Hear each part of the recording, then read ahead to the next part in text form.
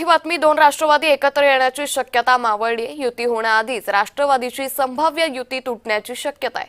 अजित पवारांना निरोप दिला जाण्याची शक्यता आहे, तर घड्याळाच्या चिन्हावर लढण्याचा प्रस्ताव हा अमान्य आहे। त्यामुळे दोन्ही राष्ट्रवादी एकत्र येण्याची शक्यता ही मावळली आहे।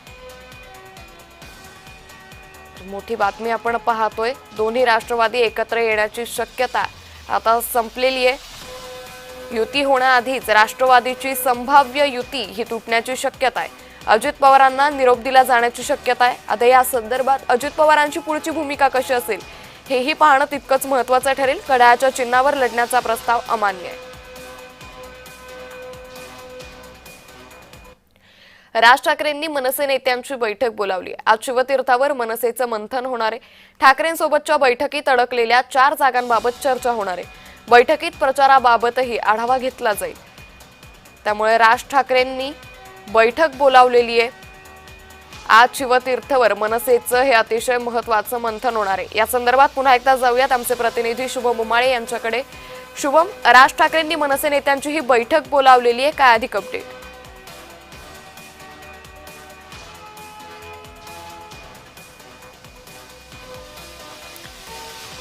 तर पुन्हा एकदा जाऊयात आमचे प्रतिनिधी शुभम उमाळे यांच्याकडे। शुभम, राज ठाकरेंनी जी मनसे नेत्यांची बैठक बोलावली आहे ती साधारण किती वाजता आहे, काय अधिक तपशील? अंकिता, खरं तर बैठकांचं सत्र हे सातत्याने सुरूच असलेलं दिसून येत आहे। राज ठाकरे यांच्या शिवतीर्थ निवासस्थानी सकाळी 7 वाजल्यापासून रात्री 10 वाजेपर्यंत मनसेचे नेते हे सातत्याने तिकडे असतात।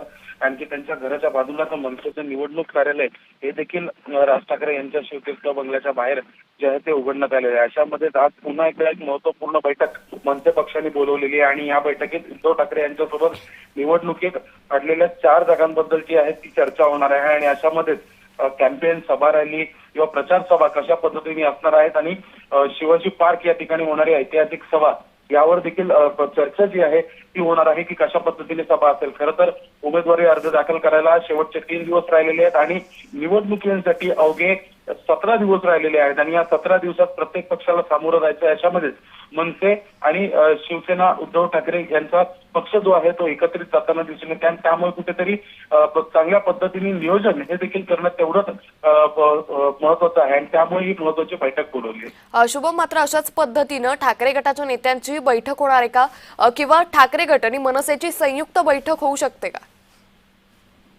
अर्थातच आपण काल आपल्याला माहितीच असेल की काल दोन्ही ठाकरे बंधू यांचे पुत्र जे आहेत ते भेटले होते आणि काल त्यांच्यामध्ये चर्चा झाली होती आणि त्या चर्चेमध्ये अशी बातमी समोर येत आहे की प्रमुख 10 महानगरपालिका ज्या आहेत त्या ठिकाणी दोन्ही जे अमित ठाकरे आणि आदित्य ठाकरे एकत्रित सभा घेणार आहेत आणि रॅली घेणार आहेत। अशा पद्धतीने रोज जे आहेत दोन्ही पक्षांच्या एकत्रित बैठका या देखील सुरू असल्याचं समजून येत आहे। निश्चित, धन्यवाद शुभम आपण दिलेल्या सविस्तर माहितीसाठी। पुण्यात मनसे महाविकास आघाडी सोबत जाण्याची शक्यता आहे। महाविकास आघाडी मनसेला घेऊन पुणे महापालिका लढवण्याची शक्यता आहे। पुण्यात सुरू असलेल्या लेट नाईट बैठकीत मनसेची एंट्री झाल्याची माहिती ही समोर येते।